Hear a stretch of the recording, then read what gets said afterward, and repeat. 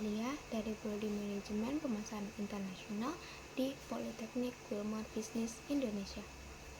Nah, di sini saya membuat video presentasi untuk nilai UAS saya di mata kuliah Bahasa Indonesia yang dibimbing oleh Ibu Indah Clarasari, yang dimana presentasi yang saya buat tentang strategi orientasi pasar yang diterapkan oleh PT Pupuk Indonesia Persero dalam menghadapi persaingan di industri pupuk, dan saya berharap bahwa presentasi ini dapat memberikan informasi bermanfaat dan berguna bagi kita semua. Langsung saja kita mulai. Silakan menyaksikan. Dalam suatu perusahaan, tentu saja memiliki tujuan berbeda-beda untuk mencapai keuntungan semaksimal mungkin sehingga dapat menjaga kelangsungan hidupnya. Untuk itu, ada beberapa faktor produksi yang harus dipenuhi oleh perusahaan, salah satunya adalah sumber daya. Sumber daya merupakan faktor terpenting di dalam suatu perusahaan, baik yang berskala kecil maupun berskala besar. Dan juga organisasi yang baik harus mereka perhatikan dengan cara memastikan karyawannya betah di lingkungan kerja dan memastikan karyawannya untuk tidak bekerja terlalu keras, dan juga kepuasan karyawan terhadap pekerjaannya. Nah, di sini saya mengambil satu contoh di perusahaan PT Pupuk Indonesia Persero. PT Pupuk Indonesia Persero ini dahulunya bernama PT Sriwijaya Persero. PT Sriwijaya Persero merupakan badan usaha milik negara yang didirikan dengan Akta Notaris Eliza Pondang nomor 177 pada tanggal 24 Desember 1946. Sekarang kita masuk dan diumumkan dalam Berita Negara Republik Indonesia nomor 46 pada tahun rumusan masalah pertama, yaitu bagaimana PT Pupuk Indonesia Persero dalam meningkatkan kinerja dan mencapai keuntungan yang berkelanjutan dalam menghadapi tantangan dan persaingan di industri pupuk. Yang kedua, bagaimana sih perusahaan dapat mengoptimalkan sumber daya manusia dan strategi bisnis untuk mencapai tujuan tersebut. Nah, rumusan masalah telah kita bicarakan. Selanjutnya adalah tujuan penelitian.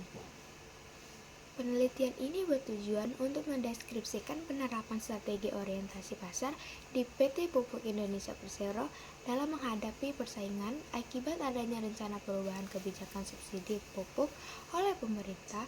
Pelaksanaan strategi orientasi pasar di PT Pupuk Indonesia Persero ini. Tingkat penerapan prinsip dasar strategi orientasi yang dilakukan PT Pupuk Indonesia yaitu Information Intelligence, Information Dissemination, dan Responsive, serta komponen pendukungnya yakni struktur organisasi, desain proses, teknologi informasi, sistem penghargaan, kepemimpinan, budaya, dan manajemen kompetensi. Pupuk Indonesia menyadari bahwa untuk berkinerja tinggi harus memiliki arah dan tujuan yang jelas seperti tercermin pada visi yang dimiliki oleh SDM. Pupuk Indonesia senantiasa berupaya agar dalam berorganisasi tersedia tenaga-tenaga kompeten ahli dalam bidangnya dan terampil disertai dengan jiwa kewirausahaan pada rencana strategi. Nah, rencana strategi yang diharapkan adalah menciptakan keuntungan finansial dan menempatkan organisasi dengan daya saing yang dapat diandalkan, yaitu memiliki keunggulan kompetitif lebih baik sebagai kunci untuk meraih keuntungan dan kinerja yang berkelanjutan. Selanjutnya, kita masuk ke profil perusahaan. Seperti yang saya sampaikan di awal, perusahaan PT Pupuk Sriwijaya resmi berganti nama menjadi PT Pupuk Indonesia Persero. Nah, saat ini PT Pupuk Indonesia Persero menaungi 10 anak usaha yang bergerak di bidang produsen pupuk, EPC, logistik, utilitas, pangan, dan perdagangan. Anak perusahaan tersebut antara lain PT Kimia Gresik, PT Pupuk Kujang, PT Pupuk Iskandar Muda, PT Pupuk Kalimantan Timur, PT Pupuk Sriwijaya Palembang, PT Mega Eltra, PT Pupuk Rekayasa Industri, PT Pupuk Indonesia Industri, PT Pupuk Indonesia Utilitas, dan yang terakhir yang ke-10 PT Pupuk Indonesia Pangan. Khusus di produk pupuk, PT Pupuk Indonesia Persero memiliki dua lintas bisnis yang berbeda, yaitu yang pertama, pupuk bersubsidi. Nah, pupuk bersubsidi ini terdiri dari urea. Pupuk urea ini memiliki kemilikan kandungan nitrogen sebesar 46% yang berfungsi untuk membuat tanaman lebih hijau dan mempercepat pertumbuhan tanaman dan meningkatkan kandungan protein pada tanaman. Yang kedua, NPK.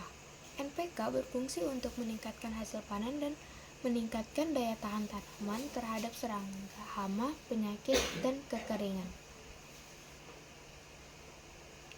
Yang ketiga, SP36 berfungsi untuk memacu pertumbuhan akar dan bunga serta masaknya buah dan biji. Yang keempat, CA berfungsi meningkatkan produksi kualitas hasil panen serta ketahanan tanaman terhadap hama. Yang kelima, ZK berfungsi meningkatkan unsur hama tanah, membuat tanaman lebih tegak dan kokoh, serta memperbaiki warna, aroma, dan rasa. Yang kedua, produk non-pupuk. Produk non-pupuk memiliki produk retail urea dan NPK dengan single branding, yaitu urea nitrea dan NPK Ponska plus 16-16-16. Urea nitrea adalah produk urea retail non-subsidi dengan kandungan nitrogen 46%, berwarna putih dengan bentuk pril dan granulasi. Manfaat utamanya adalah memasok unsur nitrogen yang sangat dibutuhkan tanaman, terutama dalam pembentukan hijau daun. Sedangkan NPK Ponska plus 16-16-16 adalah pupuk dengan kandungan nitrogen, fosfor, dan kalium. Adapun bahan mentah industri kimia dengan kemurnian 99,5% yang diproduksi oleh Pupuk Indonesia Group dan dipasarkan untuk sektor dalam negeri maupun ekspor. Pupuk ini dinamakan amoniak atau amonia. Selanjutnya adalah kegiatan umum perusahaan. Yang pertama ada di bidang pupuk, yaitu memproduksikan dan memasarkan pupuk urea, Ponska, dan NPK serta jenis kimia lainnya. Yang kedua ada di bidang non-pupuk. Pupuk Indonesia memiliki bisnis pendukung untuk memperkuat pola distribusi dan logistik pupuk Indonesia, sehingga risiko-risiko tidak tersalurnya pupuk di seluruh wilayah Indonesia dapat dimitigasi dan memenuhi kebutuhan atas pelaksanaan penugasan dari pemerintah dalam hal bersubsidi produksi, yaitu harga, kualitas, jumlah, waktu, dan jenis. Untuk pengukuran kinerja dimensi operasional perusahaan khususnya terkait produk pupuk amoniak dan penjualan serta jelas bisa dilihat pada lampiran gambar tabel di bawah selama periode tahun 2016 sampai 2020. Secara rata-rata, volume produksi pupuk urea dan pupuk non-urea lebih besar dibanding produksi pupuk non-pupuk perbandingan persentasenya komposisi volume. Produksi pupuk urea dan non-urea sebesar 3,59%, sedangkan produk dan non-pupuk 0,80% dalam kurung 5 waktu tersebut terus meningkat, sementara grafik pupuk non-urea dan non-pupuk berfluktuasi naik turun. Volume penjualan pupuk PSO atau Public Service Obligation, pupuk non-PSO dan produk non-pupuk selama periode tahun 2016 sampai 2020 bisa dilihat pada grafik di bawah. Volume penjualan pupuk non-PSO naik turun dalam kurun 5 tahun terakhir dengan rata-rata penjualan per tahun mencapai 98.124. Sementara untuk penjualan pupuk PSO atau pupuk subsidi rata-rata penjualan per tahunnya sekitar 173.025.800,8 dan untuk non-pupuk sekitar 71.834,8. Nah, akhirnya kita sudah sampai di kesimpulan dari laporan bisnis PT Pupuk Indonesia Persero yang saya buat. Nah, kesimpulannya adalah data kinerja operasional dan keuangan perusahaan adalah sebagai berikut. Yang pertama, volume produksi pupuk urea 3,89%. Yang kedua, volume produksi pupuk non-urea 0,84%. Yang ketiga, volume penjualan pupuk PSO 173.258,8 per tahun. Yang keempat, volume penjualan pupuk non-PSO 98.124 per tahun. Yang kelima, volume penjualan produk non-pupuk 71.834,8 per tahun. Dan yang keenam, laba perusahaan meningkat. Hasil kinerja operasional dan keuangan perusahaan selama periode tahun 2016 sampai 2020 secara angka cukup baik, karena perusahaan masih menghasilkan laba perusahaan di tengah biaya atau beban pokok penjualan yang semakin besar. Selain itu, perusahaan juga masih mampu memenuhi tugas yang dibebankan oleh pemerintah untuk memproduksi dan menyalurkan pupuk subsidi kepada petani. Dengan demikian, PT Pupuk Indonesia Persero dapat meningkatkan kinerja dan mencapai keuntungan yang berkelanjutan dalam menghadapi tantangan dan persaingan di industri pupuk.